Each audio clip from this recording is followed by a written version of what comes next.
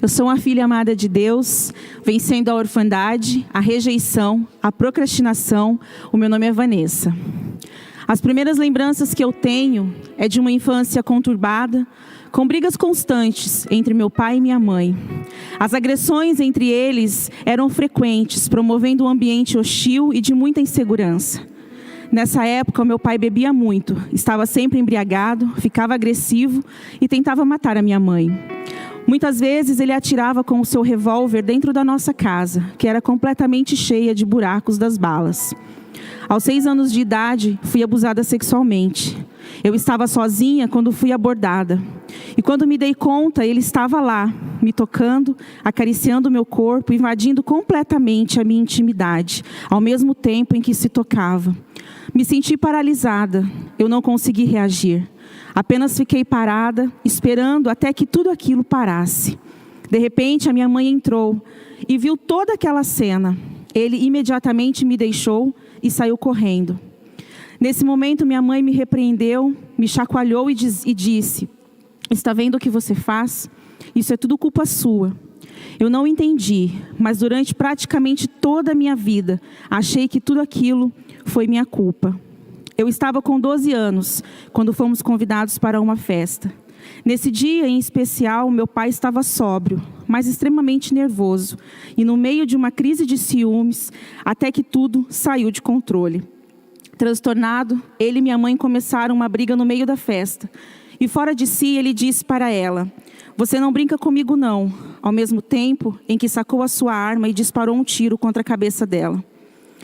Ela caiu e o sangue se espalhou rapidamente por todo o lugar. Com os olhos parados, ela já não se mexia e nenhuma palavra saía de sua boca. Abaixei-me e com minha mão senti o buraco que a bala havia feito na sua cabeça. Eu olhava nos olhos dela e fiquei ali apertando-a contra o meu peito, desejando desesperadamente que ela pudesse sentir o meu amor no pouco de vida que lhe restava. Todos foram tomados por uma espécie de pânico. Ninguém sabia o que fazer. Todos gritavam compulsivamente. E no momento em que tudo acabou para ela, começou em mim sentimentos até então desconhecidos, que brotaram como um vulcão em erupção, explodindo dentro de mim. Me tornei alguém sem paz e com marcas profundas. O tempo passou e deparei-me cada vez mais com as consequências do que havia acontecido. Meus relacionamentos eram difíceis, eu não ouvia ninguém, não confiava nas pessoas. Percebi que os sentimentos de vingança, raiva, ódio e toda a amargura que havia no meu coração aumentavam à medida em que o tempo passava. Meu relacionamento com minha família era difícil, com constantes brigas. Então, aos 16 anos, fui morar sozinha. Sozinha, sem pai, sem mãe, sem ninguém, passei a ser dona de mim e fazia tudo o que eu queria. Passei fome e frio. Comecei a frequentar baladas e raves na intenção de ter companhia, de me sentir bem, de me divertir, para não sentir aquela dor. Bebia até perder os sentidos, usava substâncias ilegais, fumava e era viciada em relacionamentos destrutivos. Voltava para casa após passar a noite fora, muitas delas, com homens que eu mal conhecia. E quando recuperava a consciência em minha casa, sentia-me suja. E minha dor só aumentava. Meu vazio não era preenchido. Em um desses relacionamentos, descobri que estava grávida. Fiquei completamente perdida. E sem saber o que fazer, fiz um aborto. O que já estava muito ruim ficou ainda pior. E fui completamente dominada pela culpa. Passados 13 anos desde a morte da minha mãe, eu já estava cansada da vida vazia que eu levava. Com 2 tentativas de suicídio frustradas, eu tentei pela 3ª vez tirar a minha própria vida. Para mim, somente a morte aliviaria minha dor. No entanto, dessa vez algo diferente aconteceu. Deitada na cama do hospital, em meio às dores, eu fui surpreendida por uma voz doce que dizia: "Filha, o que eu tenho para você é tão lindo, é tão bom, é muito mais do que tudo isso que você tem buscado até hoje." Após sair do hospital, eu entendi que precisava de respostas. E então fui convidada para uma visita à igreja da cidade de São José dos Campos. Lá, eu tive a confirmação daquilo que o Espírito já estava falando e entreguei-me a Jesus naquele mesmo dia. Senti que essa era a oportunidade de uma reviravolta, de algo novo, e decidi me batizar. Porém, eu ainda não me sentia completamente bem. A solidão e a tristeza me acompanhavam. Eu tinha dificuldades para orar e não chamava Deus de Pai. Eu tentava absorver cada palavra de Deus para a minha vida. Tinha sede de mudança e de transformação, mas não sabia como vivê-las. Sentia-me paralisada.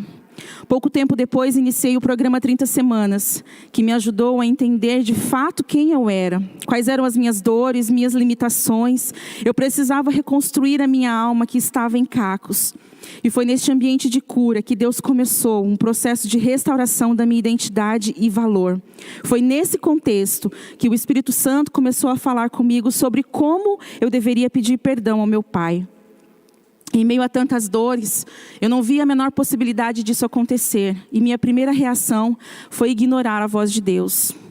Os dias passavam até que o Espírito Santo falou forte ao meu coração. Chegou a hora. Não foi fácil entender o propósito de Deus naquilo. Eu pensava que somente meu pai tinha motivos para me pedir perdão. Eu jamais havia pensado que os piores sentimentos que eu carreguei dentro de mim, como desejar sua morte, desejar seu mal e alimentar toda a raiva e ódio por ele, também eram motivos para lhe pedir perdão.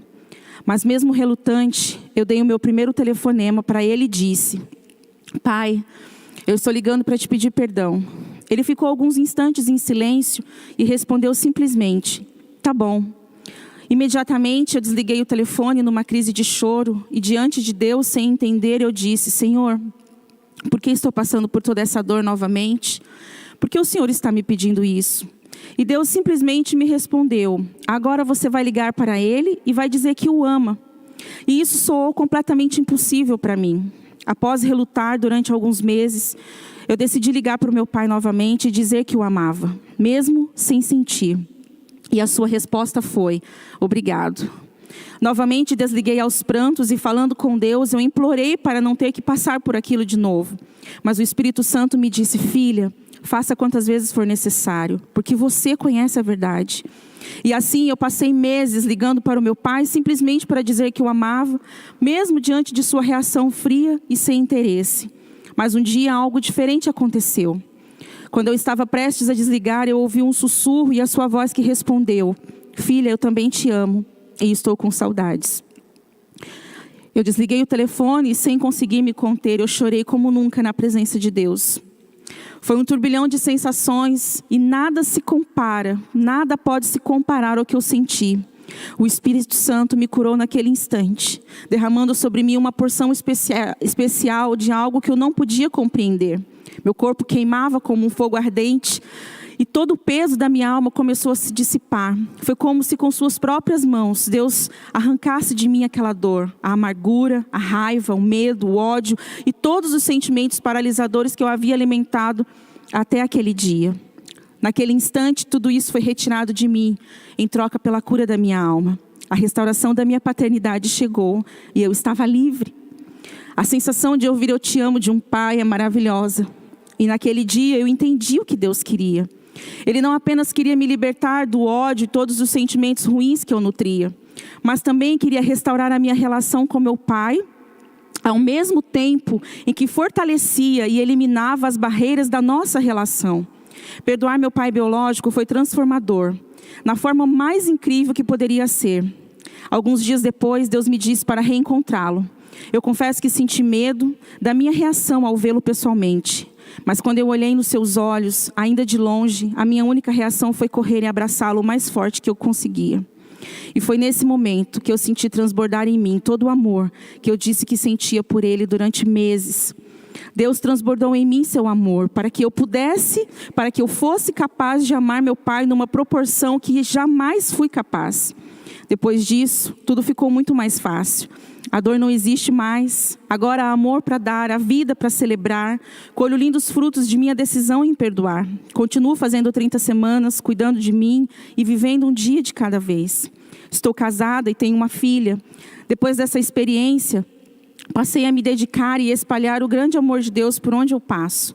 Escrevi um livro chamado Caminhos do Perdão, onde conto a minha história detalhada e ensino passos práticos para quem precisa experimentar o poder que pode ser liberado através do perdão.